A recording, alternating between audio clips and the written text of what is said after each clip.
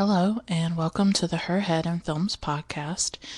In this podcast, I share my personal thoughts and feelings about cinema, usually world cinema, art house cinema. If you're new to the podcast and you don't know who I am, my name's Caitlin. I am a writer. I consider myself a dreamer. I love literature, art, poetry, and since around 2011, I've developed a really intense passion for cinema and art house cinema in particular, and I just have grown to love watching films. And this podcast was created as a way for me to express my emotions, because for me, films are very personal, and I like to weave in my own personal experiences and feelings into the way that I talk about films. So to that end, this podcast celebrates the personal, the subjective, the emotional. Doesn't mean that I ignore larger issues. I consider myself a feminist, so I talk about race, gender, and class often. But most of the films that I talk about are rooted in my own personal reaction to them and why I love them. If you are new to the podcast, you don't know what the title means. Comes from an email that I sent a friend a few years ago when I was really obsessed with films. I was watching a lot at the time, and I said in that email, my head isn't in the clouds, my head is in films. It was just a throwaway line. I just wrote it in the moment, but I thought it was the perfect way to encapsulate my feelings and my pure adoration for cinema and how much I enjoy it. And so that's where Her Head in Films comes from. This podcast does have a Patreon. You can find it at patreon.com/herheadinfilms.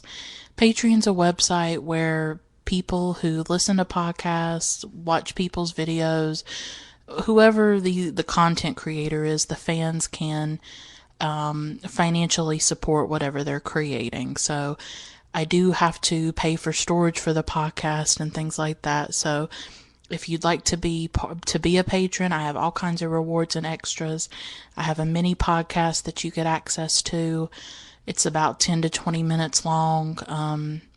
Every week I give you a streaming guide of things that have been added to Amazon and Hulu and Netflix. I share things that I'm reading, so I do like sort of a weekly roundup of articles and essays about cinema. You can get a shout out on the podcast. You can recommend a film to me and I'll review it. You can vote on content. So the Patreon is just chock full of rewards and extras for those of you who might be interested in it. At one level, I do give a shout out to certain patrons. So I just want to take one moment to do my shout outs. Thank you to Olivia, Carolyn, Feminist Overlord, Michelle, Lindsay, and Jesse. Thank you so much for being patrons of the podcast. I'm deeply appreciative. This podcast is really important in my life. It's something that I feel unbridled joy in creating and in sharing with all of you who want to listen to me and want to hear what I have to say. It's hard to believe, but at this point I've done around 30 episodes. So that's amazing, and I'm going to keep creating episodes for all of you. If you're a new listener, I hope you'll be a recurring listener. If you're a loyal listener, thank you so much. This podcast is really important to me. I'm not gonna mince words about it. This is a major passion of mine. Lately, I've just been obsessively watching films. It's like I can't stop. It's like almost like a disease at times, this obsession that I get with films. And this podcast is a way for me to explore the films that I watch, to work through what I think of them, what I feel about them. I mean, I probably watch 5 to 10 films a week. I mean, sometimes I'll watch one a night. So I get obsessive, I will be honest. And also, just to let you know, I am on Facebook. So it's facebook.com/herheadinfilms, or you can search. And I like to share what I'm watching on Facebook. I love to hear comments. I love to engage with you fellow cinephiles. I'd love for it to create like a little space for us to talk about film, so just know that the conversation can continue on Facebook if you would like it to. So today I'm going to talk about two films that I am absolutely crazy for. And I've been, just today, I was thinking about how I love when you watch a film and you just become consumed by it. And it's all you can think about for days. And I find that sometimes I watch films for that reason. I watch them because I want to be consumed, because sometimes the past is too painful, because the present is too painful. If some of you have listened before, I've been through a lot of things in my life. I've been through a lot of loss. I've been through a lot of grief. I've been through trauma, and films are life-saving for me. I can't put it any other way.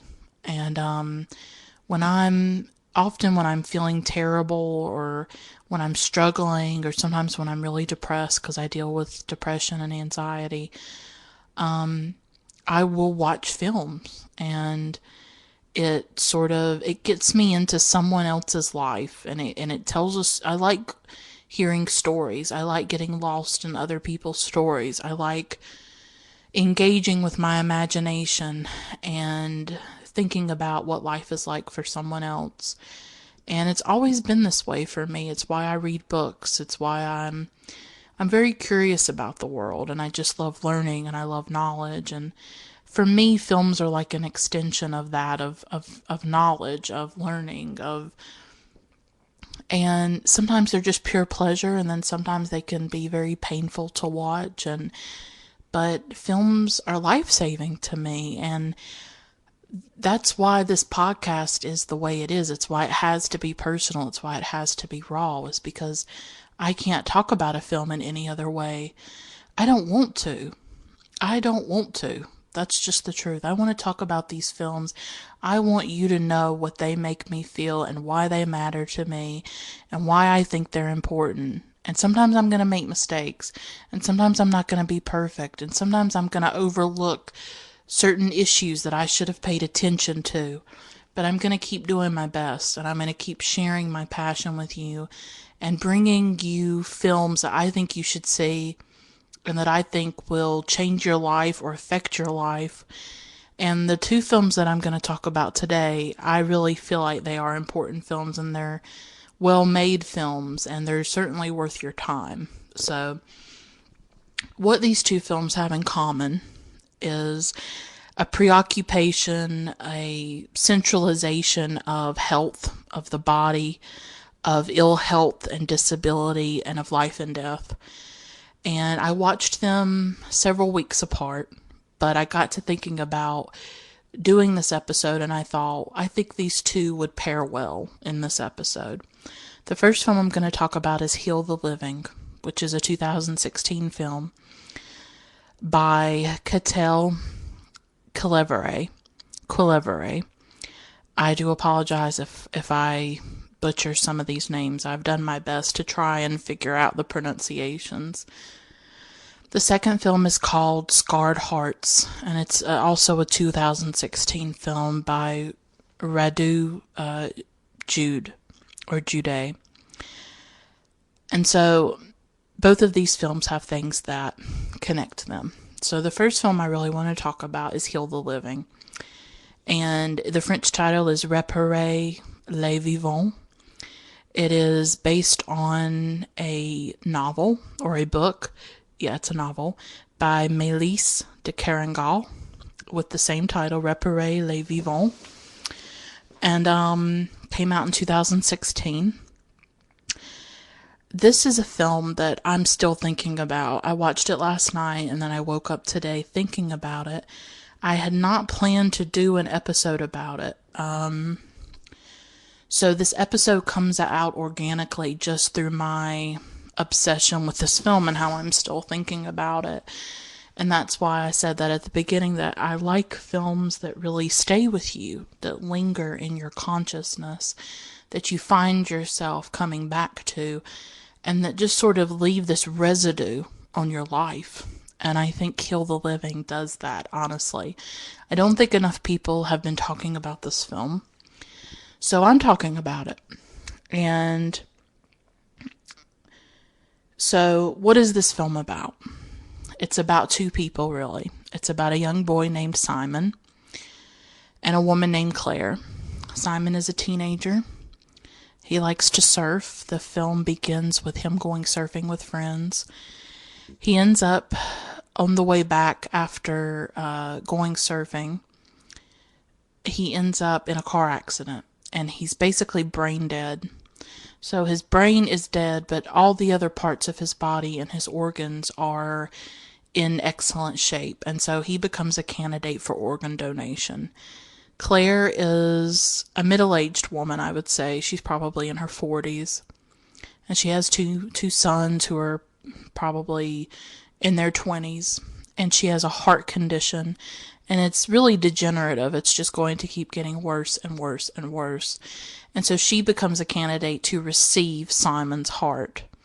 And so this is a film about organ donation, obviously. And it's also about sort of the unseen connections between people, the way two strangers can suddenly become connected to one another. It's a film about grief and loss because of Simon's parents having to let him go. It's about illness because we see Claire with her heart disease, her heart condition, and the ways in which it affects her life. And so we have so much in this film. We really have a look at life and death and the interconnection between people. And what stays with me about this film is so many things, and and the imagery and the cinematography of this film is quite stunning. Alexander Desplat did the score, the soundtrack, and there's this beautiful piano music interwoven throughout the film. Unfortunately, it doesn't look like the soundtrack has been released or is going to be released, which is really unfortunate because the music is just gorgeous to me, and it really elevates the film in many ways. Not that it needs to be elevated, but I think sometimes film music can take a film to a completely different level. It can infuse a film with this whole other emotional dimension, I think. And I really wish that they would release the soundtrack. I'm a really big fan of Alexander Desplat. And I often listen to film soundtracks and film scores by him, by Rachel Portman, by Max Richter, all kinds of people. I find film soundtracks to be really... I find them to be very comforting, very beautiful music. It's like listening to classical music. I like to listen to them when I'm reading. But I also like film soundtracks as a way to keep a film alive in you. That when you listen to the film soundtrack, and I'll say, for instance, Alexander Desplat's soundtrack or score for Jonathan Glazer's film Birth, starring Nicole Kidman, I listen to that soundtrack constantly, because it allows me to enter the film, to almost relive the film, to relive the emotions of the film. And so in that way, soundtracks, I think, can keep a film just constantly present and alive in your life. And I really want to talk about Jonathan Glazer's Birth, his film called Birth. That is a really important film to me, a very personal film, it's one of those films I struggle to put into words. But, so the music in this film is gorgeous. And I think this marks the emergence of a very important director in Katell Quillévéré. And she is a woman, and she is an absolutely amazing director. I put a lot of emphasis on watching films by women. It's a really important thing to me. I do realize that if you look through the episodes of the podcast, there's not as many women directors. I watch women directors all the time. They are very important to me, whether it's Agnes Varda or Chantal Ackerman or, just Andrea Arnold, Joanna Hogg. So I am always engaging with women's films. I just haven't been reviewing enough. I've sort of been focusing on films that I have a really deep personal connection with. And these podcasts are just organic. They're not always planned. They come out of different personal situations. And so, but I definitely am going to start reviewing more women directors because those films are very important to me. And they're very central to my life and just essential. So I think you're going to be hearing more about Quillévéré, and I think she will continue to make some really great films, but Heal the Living is just tremendous.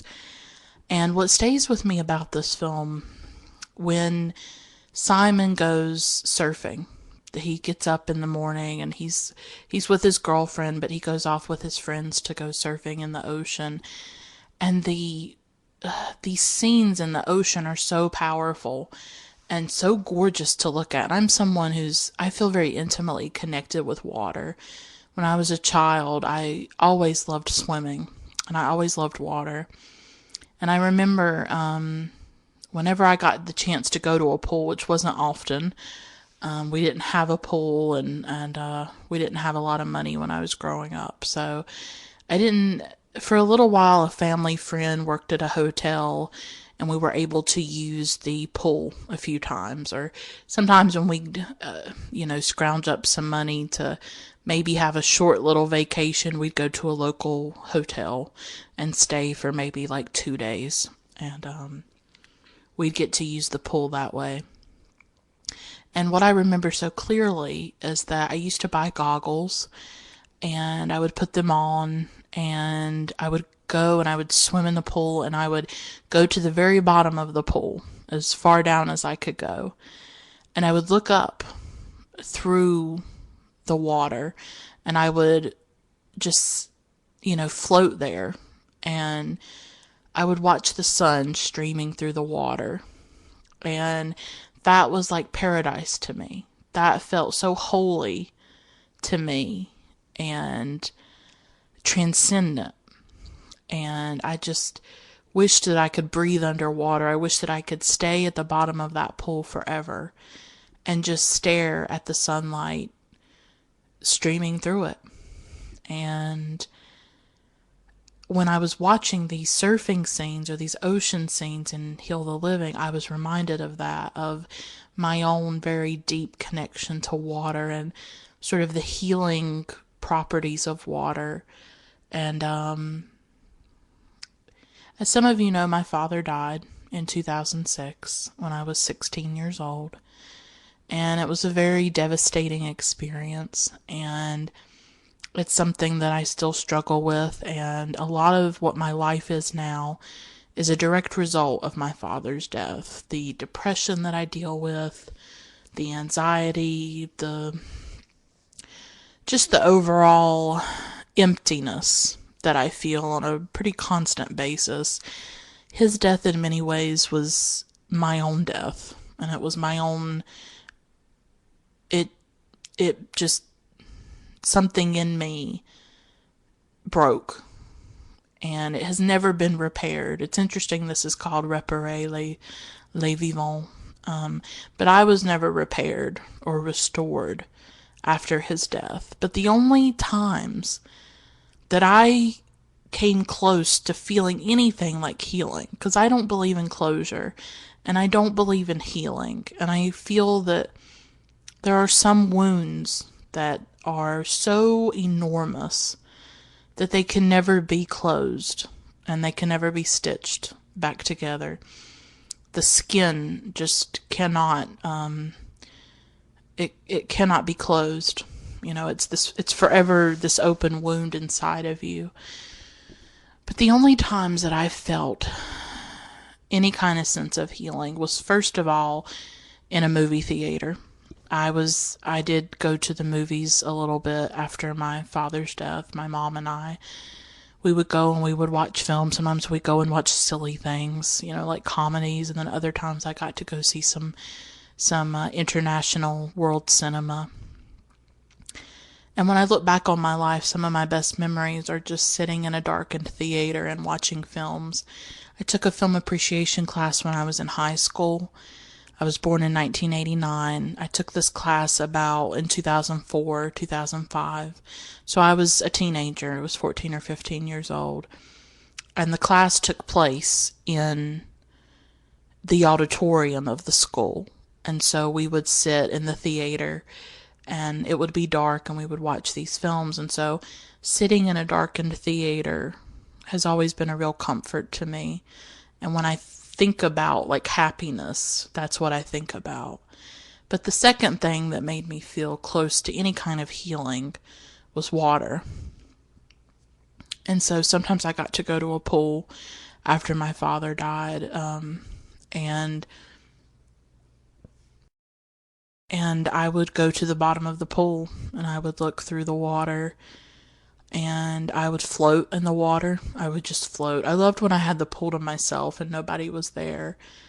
And I would just float and look up at the clouds and feel the sun on my face and just feel the weightlessness of my body. And it was the closest thing to healing that I've ever felt in my life.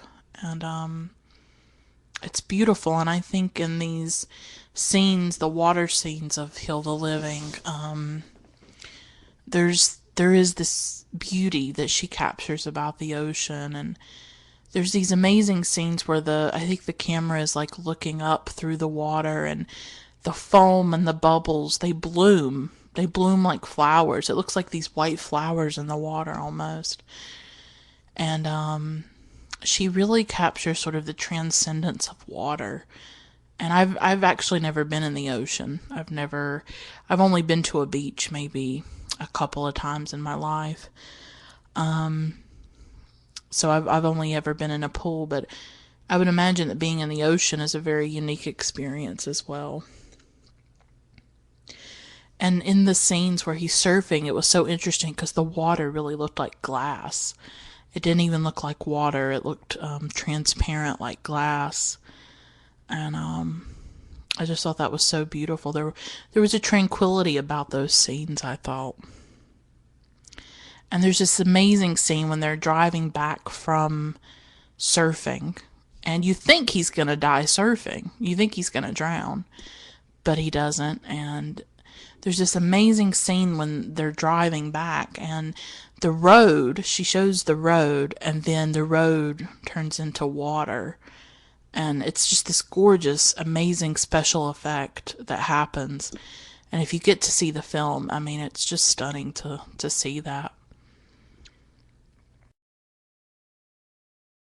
So he is brain dead.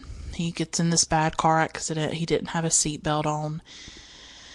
And so his parents are notified, obviously. And so this is a film about grief.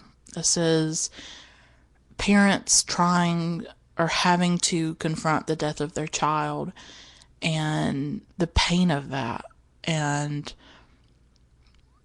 how life is never the same after the loss of someone. I mean, we all know that. But I think it can be hard sometimes to convey grief through a film. And, I mean, this film doesn't linger a ton on the grief aspect of it. But it's there. And death is certainly part of this narrative. But this film is very interesting because it's not just about death. It's not just about the loss of someone. It's about how one person's death can really give a new life to another person. So there's this very delicate dance in this film between life and death, between Simon, who's connected to these machines, and Claire, who is in desperate need of the heart that is inside his body. And with Claire's story, we see her struggle with her heart condition. She goes to a piano concert, and there's stairs, and she's not able to go up the stairs, and she has to pay someone to carry her up the stairs. And so this is a film really, for at least the second part, about illness and about the vulnerability of our bodies, and how, well, even Simon's story is about the vulnerability of our bodies, and how indefensible the body is, that we don't have defenses really, that when you're in a car that gets hit, or you're stricken by a disease within your body, when one of your organs starts to go wrong, like your heart, that we really have no protection. And how this line between health and illness, between life and death, is profoundly thin, that it can change in a second, whether you're in a car accident or you're diagnosed with an illness. And the body is difficult, and I myself struggle with disability, and I struggle with health issues, and I struggle with chronic health issues. I don't want to go into detail about it, but this was a theme of the film that really resonated with me, and it's part of Scarred Hearts, which I'm going to talk about in a little bit.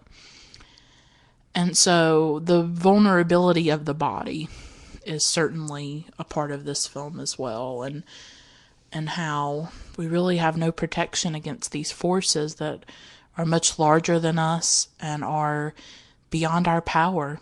I mean, especially here in the United States, we have this obsession with health, with jogging and doing marathons and going to the gym and eating vegan and eating organic. And it's really become a way for people to assert their sort of superiority.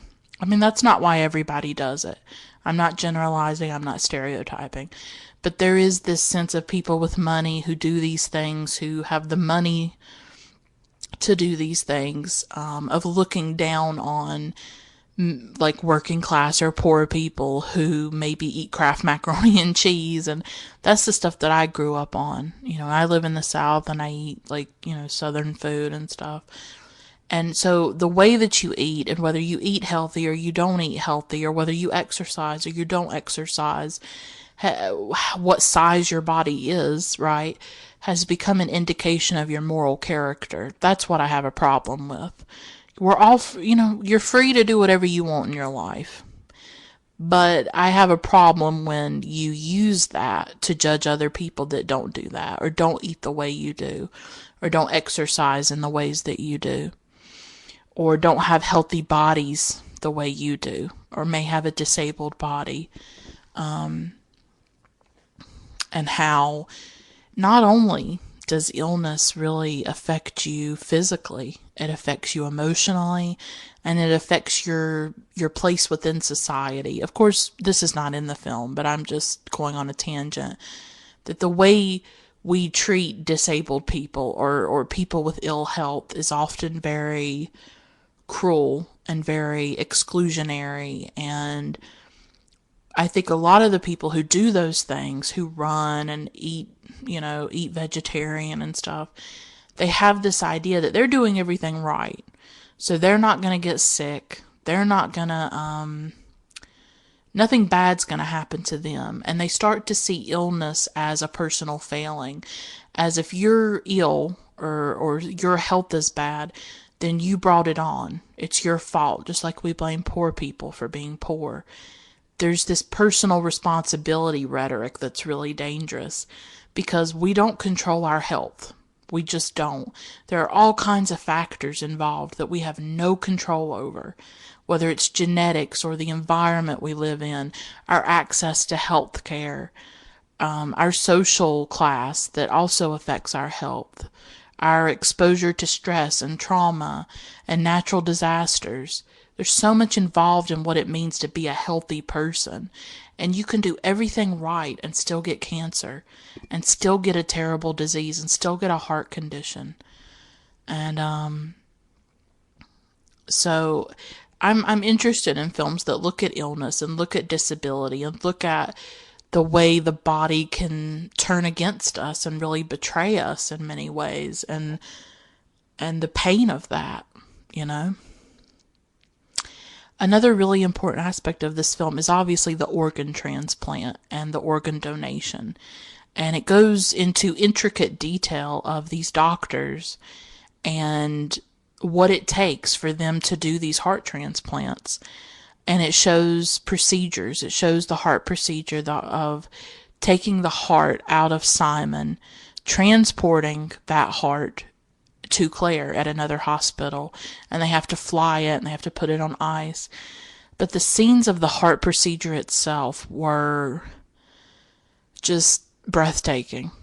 And there's nothing quite like seeing the inside of the human body. I mean, obviously this was special effects. It wasn't like a real, human being's heart being taken out.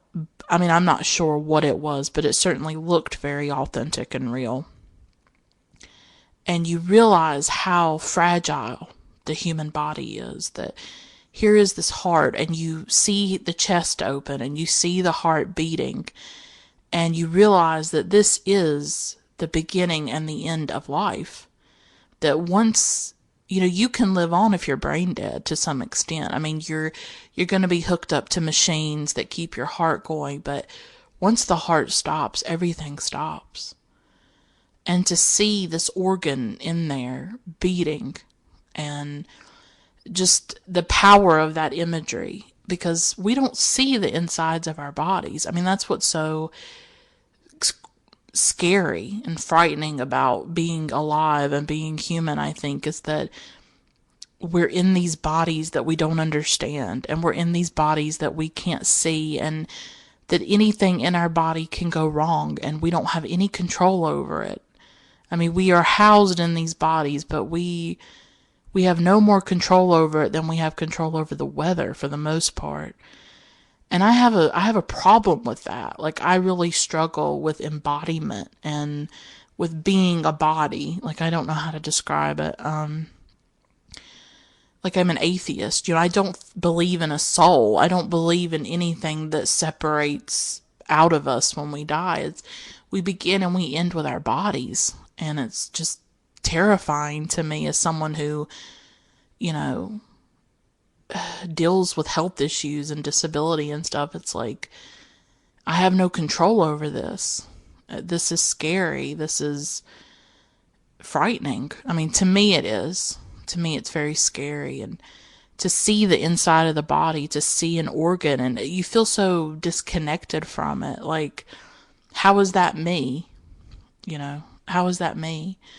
Because the skin and the bone cover it all up, and you don't get to see inside of yourself. And it's so strange when I watch movies. I don't like to watch movies about hospitals or things like that. It makes me very uncomfortable. But I remember when my father died, what was odd about it and so unreal and surreal, I guess you could say, but more unreal than anything was to see him there, but he's not there. That his body is there, but the body is over, and the body has shut down. And that was what was scary, and still scary about it to me, was that this was my father, but this wasn't my father. He was no longer with me anymore. So what is he now? It made me think of, I always think of that Tori Amos song, Blood Roses, and that lyric, sometimes you're nothing but meat. And when you see someone you love dead, they are meat. It's like you realize that whatever was animating this person is gone. And the body is there, but they are not. And I've never understood it or accepted it. And so that's something that Simon's parents are obviously going to have to come to grips with. And they struggle with the fact that he's brain dead, but he's still alive to some extent, but he will never be alive the way he was. And it's hard for them, I think, to let go of his body, to let go of him. And it's like, how do you do that? That is the struggle. How do you do that? And it's just, I feel like I'm not putting it into words properly, but it changed me forever, and it destroyed me to see my father, but to know he wasn't there, and to not know where he was. I mean, so where is that person? You know what I mean? Like, I guess it's all in the brain, right? Who we are and our identity and our memories. And you think about everything that's gone with that person. It's just gone. It's no longer alive, and it's like they cease to be a person. It's like it's just a body. It's nothing more. They are gone. And I've never come to terms with it. I don't think I ever will.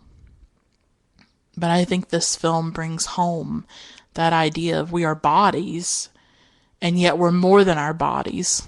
We have these personalities. We have this feeling of a soul, or this feeling of an essence that is beyond the body. And that's difficult, I think, to understand or to cope with. But at the end of the day, we are this heart. We are this organ that either beats or doesn't beat. And when it stops, everything stops. And I mean, if you didn't believe in organ donation, this film, I'm not going to say this film is propaganda or anything for organ donation. Not that I don't even think that exists, really. I mean, organ donation, I would think, is a great public good. But I think this film maybe will give people pause to say, wow, organ donation look at how powerful this is, that we've taken this heart from this young boy and then we've put it into this woman, and she gets another life. She gets to live again.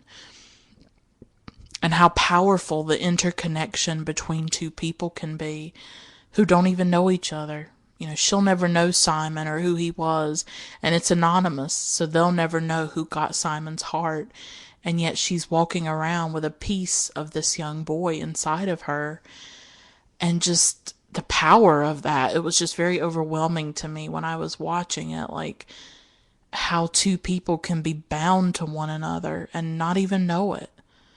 And the interconnection of those two lives, it's just, I mean, wow, it's, I don't even know how to put it into words, but it was very powerful to watch that. So I think this film is just a must-see. I was really amazed by it when I was watching, so certainly if you get the chance to see it, I would definitely recommend that you do that. So the second film I want to talk about is also about disability and the body and illness. I'm not going to go maybe as much into it as I did for Heal the Living, but I was really impressed by this film. It was one that I had really been wanting to see, and so I'm glad that I got to see it. And so it's called Scarred Hearts, and it's an adaptation of a book. The book is written by a Romanian writer named Max Blecher, and in 1928, when he was very young, he got diagnosed with Pott's disease. And this is a type of tuberculosis that affects your spine. In the last 10 years of his life, he went to a lot of sanitariums across Europe. But he was also a well-regarded writer and a well-respected writer. He did die in 1938 when he was 28 years old. So he died very young. I mean, he wasn't even 30, but he wrote a novel called Scarred Hearts. And that's where the film comes from. But Blecher, as I say, he wasn't a famous writer necessarily, but he was connected to famous people like André Breton, André Gide. He wrote to them and corresponded to them in his lifetime. New Directions has one of his books out. that's called Adventures in Immediate Irreality, and I read that after watching the film. I'd really love to read the book Scarred Hearts. He's a very sort of surrealist writer, but he is concerned with reality and how people experience reality, and that is a big part of his writing, I would say. So Scarred Hearts, the book, is based on patients in a sanitarium in France in the 1930s. And I'm not sure in the film if the sanitarium is in France or if it's in Romania. I'm just going to be honest. I'm not quite sure. When I was reading reviews, I read different things. And so there's not a ton of information about this film yet on the internet. So I'm just going to do my best with it. But the film follows the lives of different people in a sanitarium. And in the 1930s, it's pre-World War II. So it's probably 1938. Or maybe the mid-30s, possibly. But just remember that Blecker did die in 1938. And so it's by Radu Jude, or Jude. I was looking online for the pronunciation, and one said Jude, one said Jude, so I'm not quite sure. So the film focuses mainly on a Blecker-like character. Oh, and I see, I'm looking at my notes. The film is set in 1937. Okay, perfect. And so the main character is like Blecker. His name is Emmanuel, but he's very much like Blecker in that he has Pott's disease, and he goes into a sanitarium just like Blecker did. And I can't stress to you enough, just like Kill the Living, the visual aspect of this film, the cinematography, is just, it's stunning. I mean, to me, it looked like these vintage photographs that have come to life. It's in color, and the colors are so rich and deep and just lush. And I was just stunned by the beauty of the film. And the sanitarium itself is set on the seaside, so the seaside location is quite stunning. And it's very interesting to look at this film, not just in terms of illness and disability, and to see what Emmanuel goes through, which I'm going to go into in a minute. But this is 1937. In 2 years, the Second World War will start. It started in September 1939, if I'm correct. And so we have this on the horizon. And obviously Blecker didn't live to see the Second World War. And as a Jewish writer, he probably would have been sent to his death, I would think, in Romania. And but the film itself makes allusions to the tensions that are in Romania and in Europe at the time. In one scene, Emmanuel talks about how, I guess maybe neighbors or these people shouted at him that Jews should die. When the patients of the sanitarium are at a party, because there's several parties in this film, it's amazing how the patients of the hospital or the sanitarium, they really find ways to entertain themselves and to try and live as fully as they can, even though they are experiencing profound pain and disability and illness. And so they're all gathered together, and one of them does this impersonation of Hitler. It sort of reminded me of Charlie Chaplin in The Great Dictator, when he does, I mean, he's making fun of Hitler, obviously. It's a parody. And he has this amazing scene where he's doing this speech, and I don't even think it's in real German. It's just this ridiculous sort of caricature of Hitler's speeches. And I remember the first time I saw it, I just laughed so hard watching Charlie Chaplin do that. I love Charlie Chaplin. I'm such a huge fan of his. So one of the patients does this impersonation of Hitler. And it's very similar. And it's very funny, and everybody's laughing.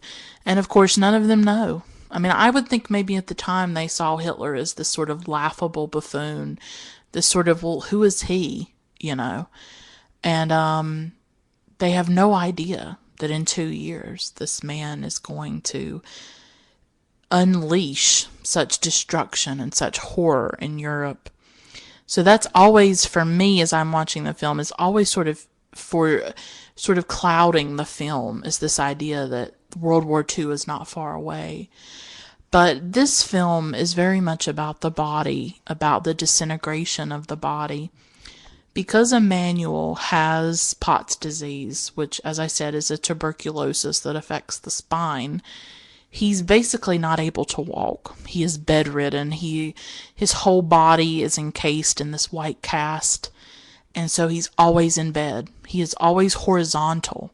His entire life is horizontal, and from the perspective of his bed.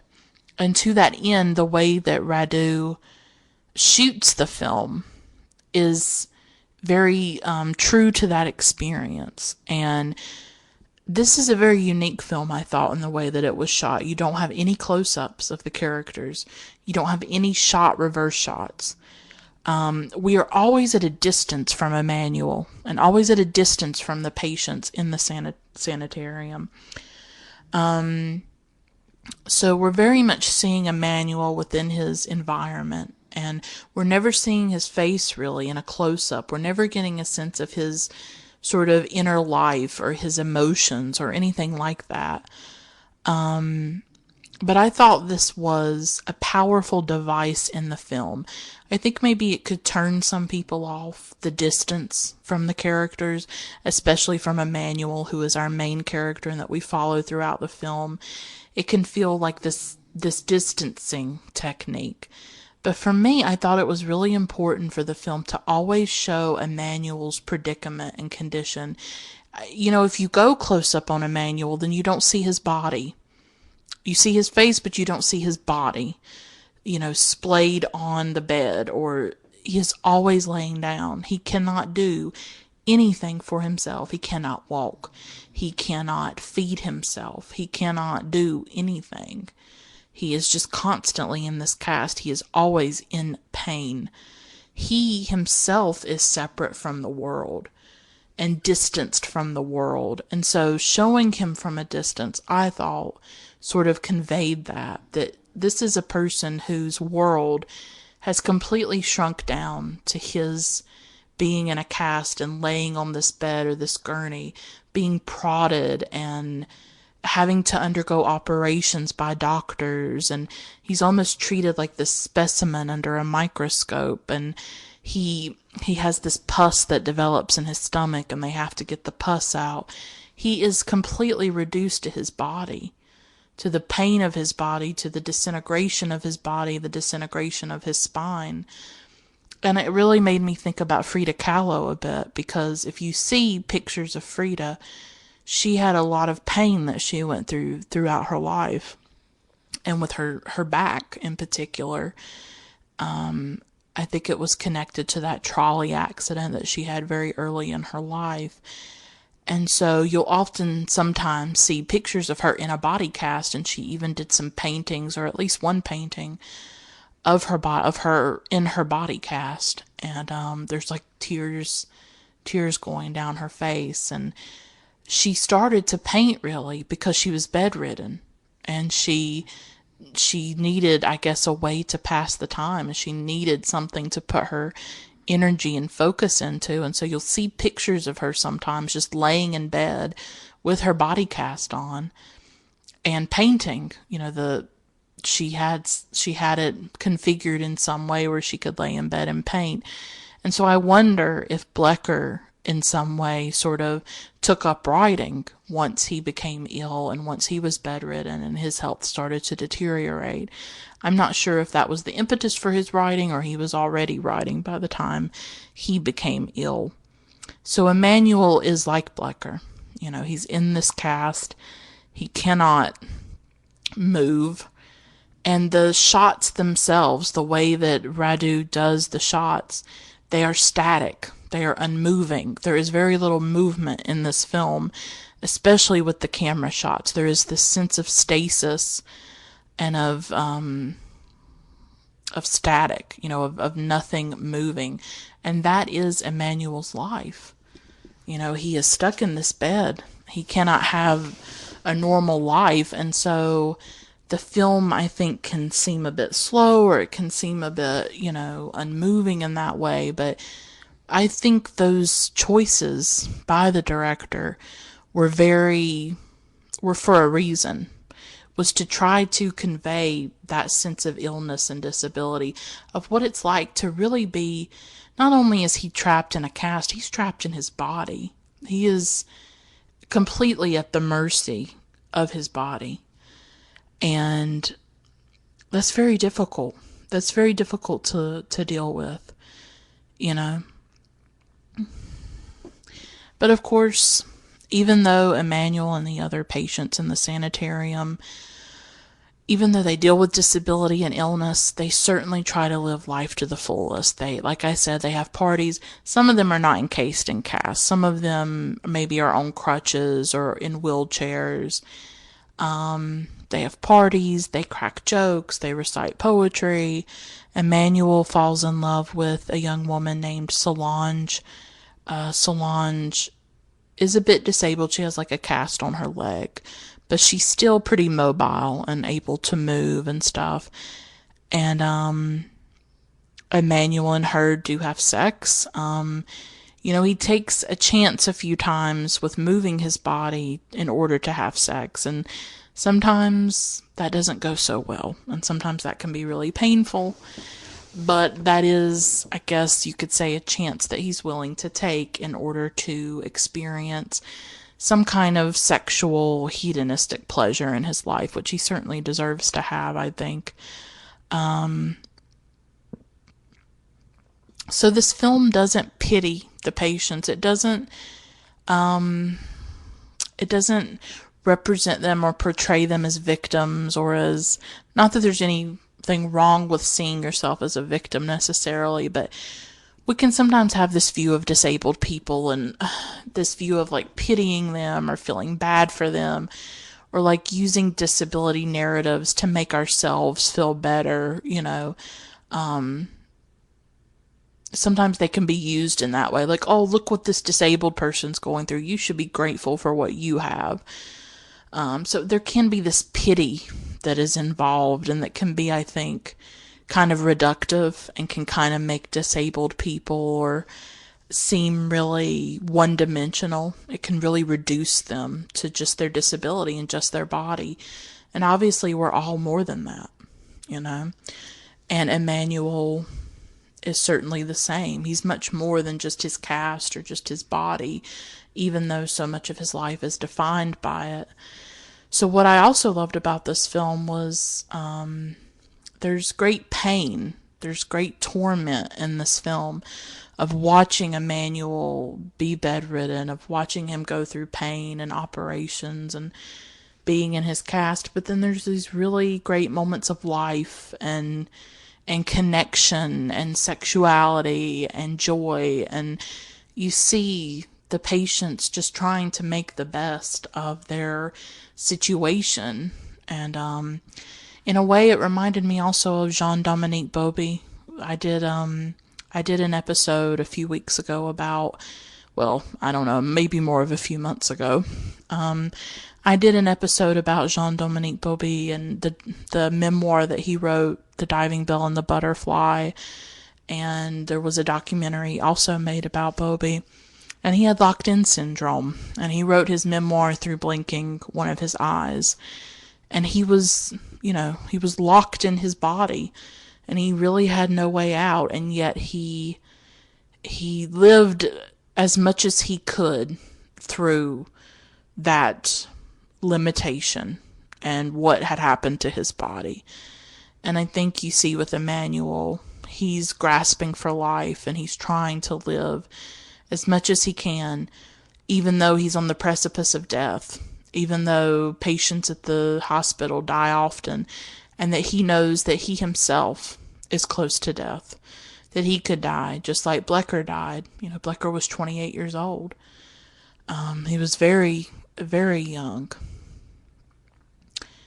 So I appreciated that about the film of life and death coexisting, of him trying to find moments of joy. But of course, those moments don't cancel out the loneliness and the torment of his condition. And a really powerful aspect of the film is that throughout the film, we see quotes from Scarred Hearts, I think. I think it's from the novel Scarred Hearts.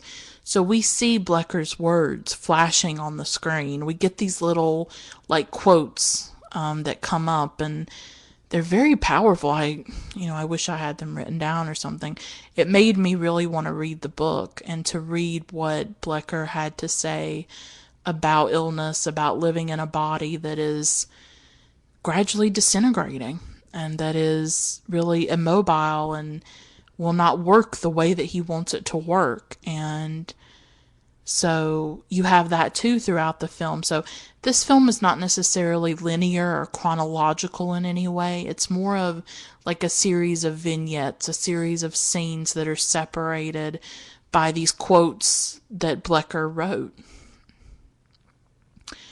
Overall, this film left me with a profound sense of our own vulnerability. And the same way with Heal the Living, this sense that the body is very vulnerable and precarious, and that our bodies can stop working. They can stop operating the way that we need them to, and that any of us could be stricken with an illness that has no cure or that has very limited ways to manage it or to live with it. 1 minute you can be healthy and then the next minute you're not. And that those two states, the line between them is just so thin and so fragile. And ultimately, both of these films, I think, they're not just about illness, not just about the body, not just about life and death, but they really are about our own mortality and our own vulnerability as human beings, and what it means to be in a body, and what happens when something goes wrong with that body, and how do you cope with that, and how do you live with that. And whether it's with Claire in Heal the Living, where we see her life with a heart condition, or whether it's with Blecker, who is bedridden, and in this cast, the body is fragile. The body, and it's also strong in some ways. The body wants to live. It wants to fight. It does its best, But sometimes we come up against things that we can't protect ourselves from and that we can't change. And so both of these films are just about the profound vulnerability of our bodies and our health. And I think that's really important. I think so much, especially here in the United States, we are obsessed with health and obsessed with being healthy and with fitness. And as I said before, we see illness as a moral failing, or we see ill health, bad health, cancer, all kinds of things as a moral failing. We use language like, he or she lost the battle with their cancer or with their condition. And it perpetuates this idea that we have full 100% control over our bodies and over our health. And I would argue that we don't. We really don't. And can you do things to try and limit your risks? Yes. Yes, you can try to eat healthy. You can stop smoking. You can not drink a lot of alcohol and so on. But there are people who do everything right and get sick. And then there's people who do everything wrong, in quotation marks here, because I just don't like, I don't like attaching morality to health. I don't like it, and I will not do it. And so those people can do everything that you view as wrong, and they never get sick, But we have to get away from this idea that illness is about morality. I recently watched a documentary that was about the AIDS epidemic in the 1980s. And it's called Memories of a Penitent Heart. And it was about this man who died of AIDS and how his mother was very religious and had issues with him being gay and wanted him to repent his homosexuality. And the documentary reminded me of how the AIDS epidemic is one example in which health gets attached to morality and to moral character. That the reason a lot of people did not care, not just because of their homophobia, which was obviously the central issue, and this is also connected to their homophobia, was this idea that this was a punishment from God, that they got AIDS because they were immoral and they were bad people. And it fueled the stigma around AIDS, and it probably still does fuel the stigma. It fueled the lack of response by the United States government that let thousands upon thousands of people die from this disease. I mean, this wiped out a generation. This wiped out so many people. It was just horrific, and we don't talk about it enough. We do not talk enough about the AIDS crisis and what happened in the 1980s and 90s and how all these people are gone.